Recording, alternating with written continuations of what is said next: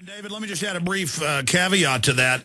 Absolutely. I mean, it's simple. Whatever the globalists are for, whatever they're really promoting in their councils, we've got to be against. If they're against disarming us, it doesn't mean there aren't some accidents and problems with having an armed society. We've still got to be for it.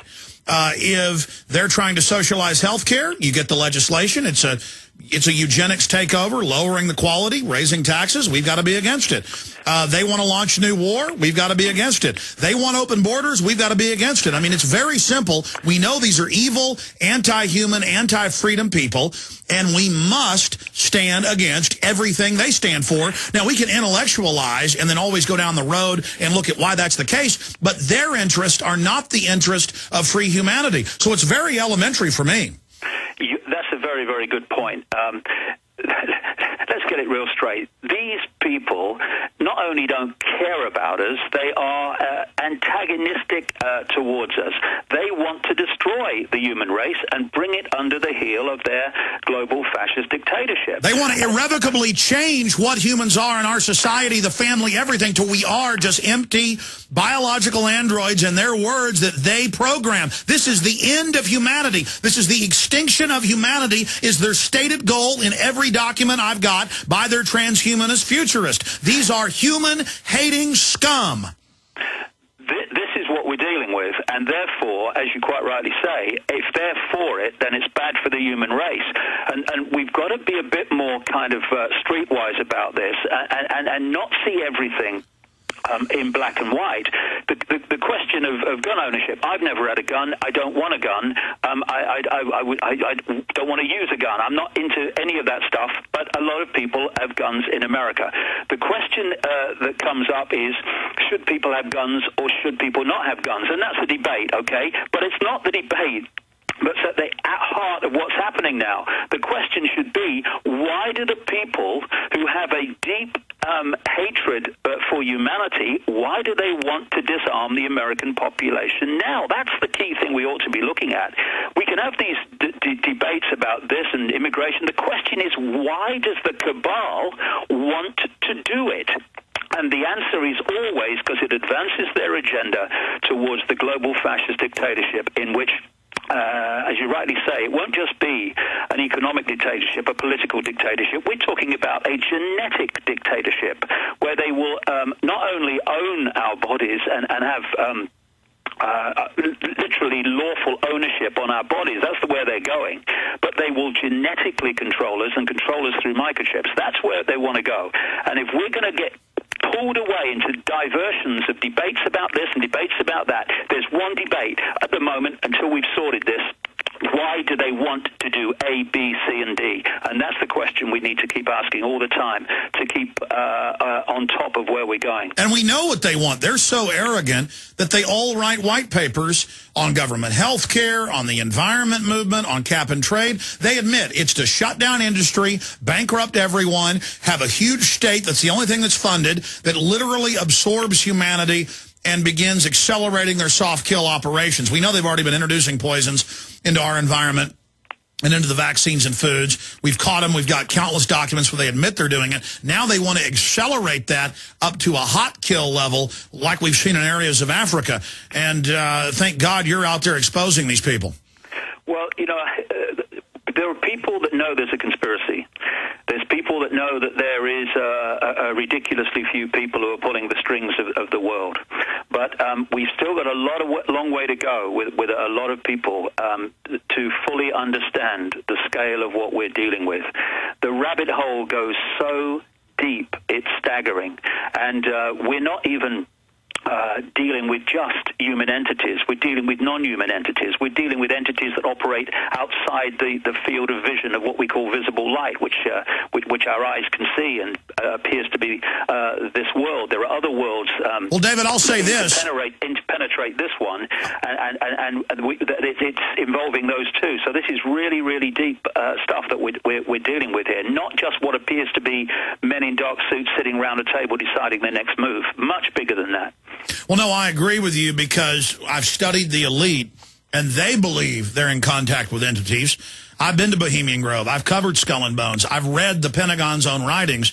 They believe they're being given, every one of them. It says they're channeling things, that they're being directed at the highest levels. At the mid-levels, it's hedonist, it's Satanist, it's people that want money and power. At the top, these are very focused people working 18 hours a day, and they believe they're working for an entity that I can only describe as the devil.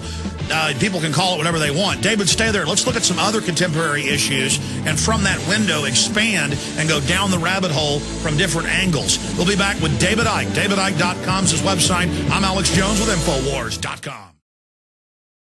David Icke is our guest. So we got into the border issue and how they're overrunning sovereign nations because the globalists want to remake the world in their system. So any culture, whether it's good or bad, they want it out of the way for the corporate culture. This is a short segment. Let's get into the oil spill. David Icke, the oil spill. What's your research on that?